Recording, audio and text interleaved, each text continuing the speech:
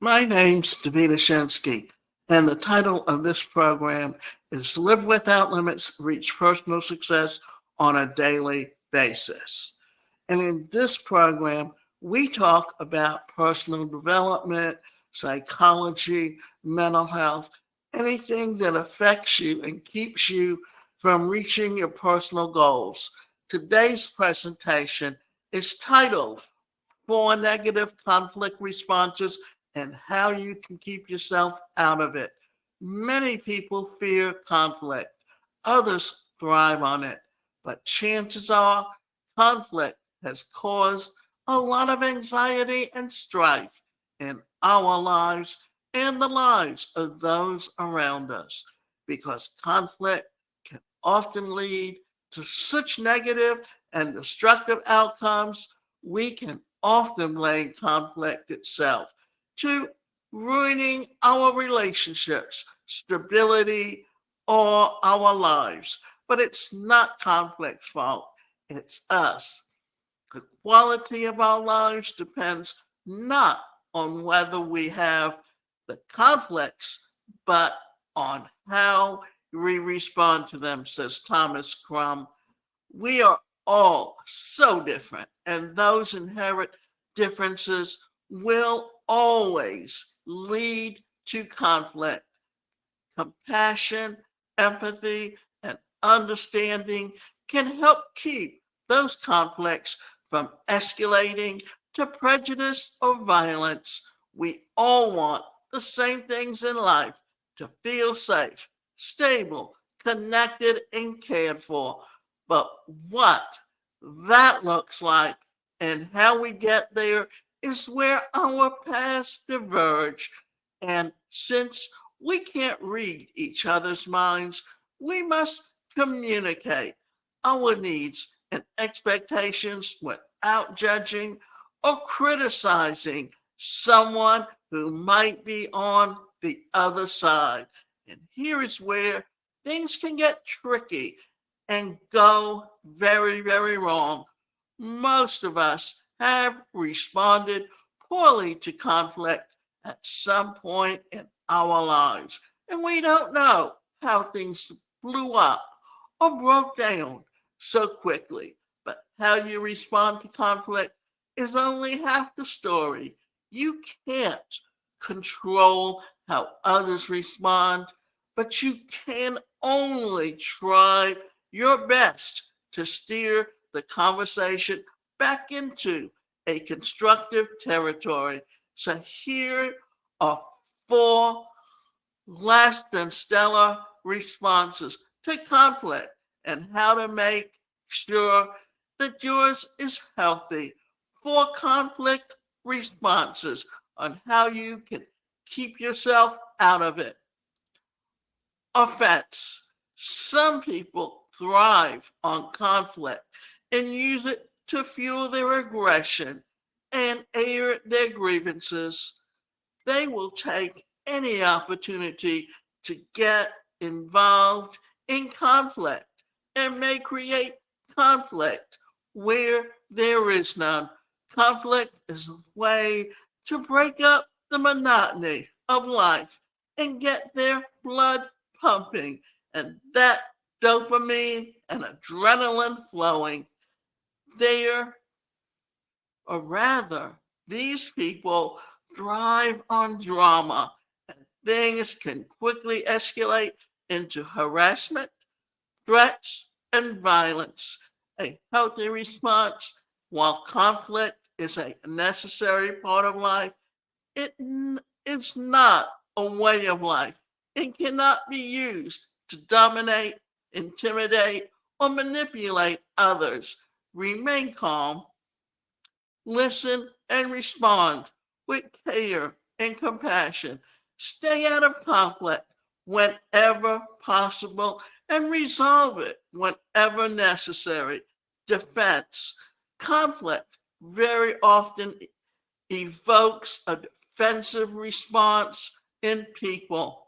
In this case, conflict feels like an attack, and a natural reaction to attack is defense.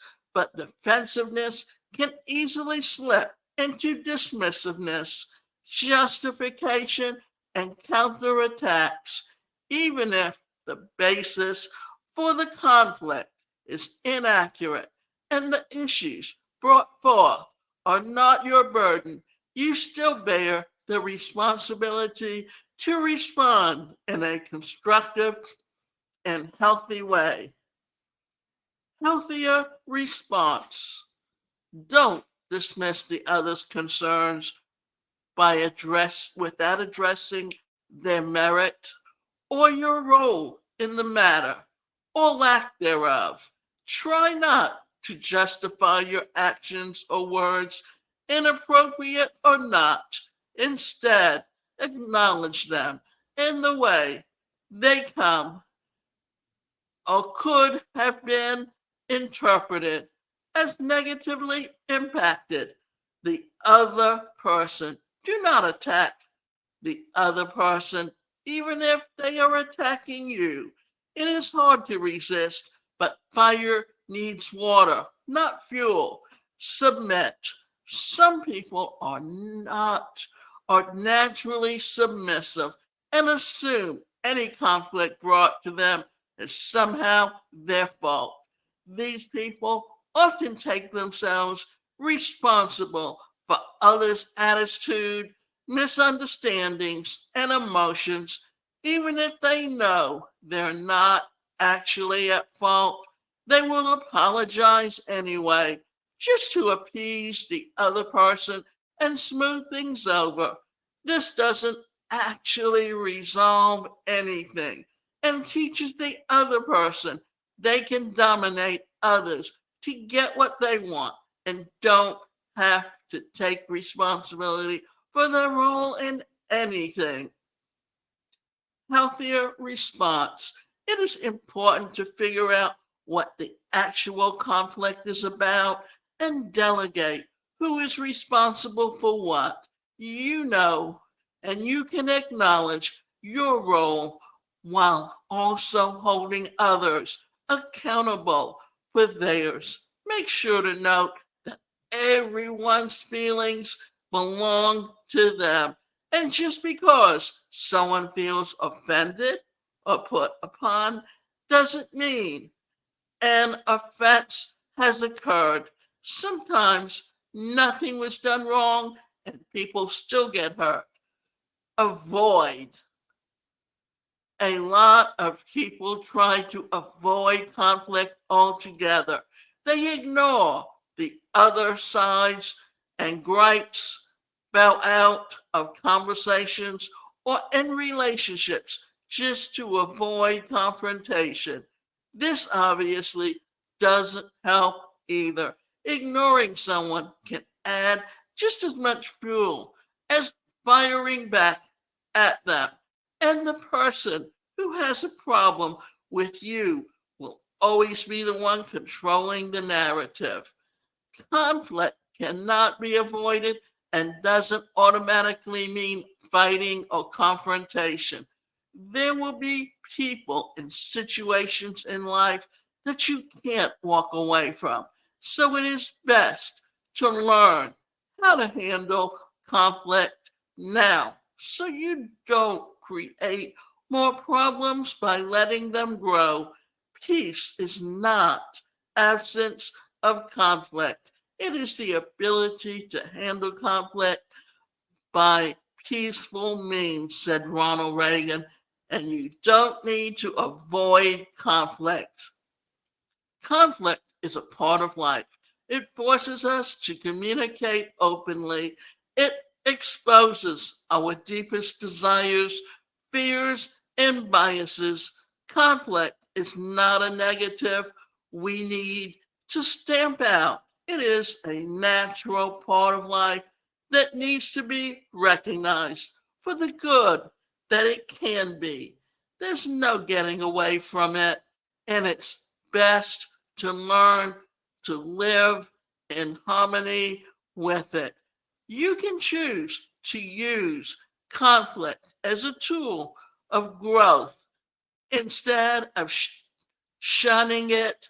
like a dirty secret. Keep your responses of conflict healthy and constructive, and try to recognize when you are straying. It can help, or rather, it can feel like a struggle, and the stakes can be very high.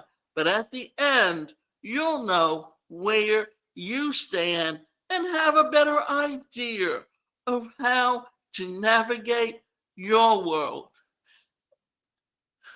Now, when I think of conflict,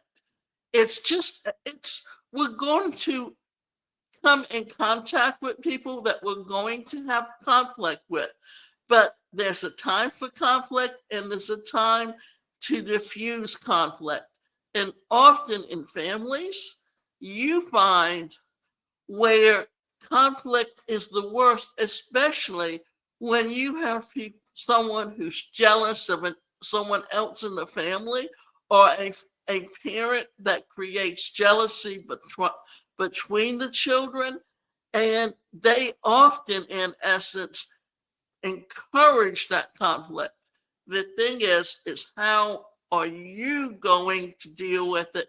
And how are you going to diffuse conflict when you need to?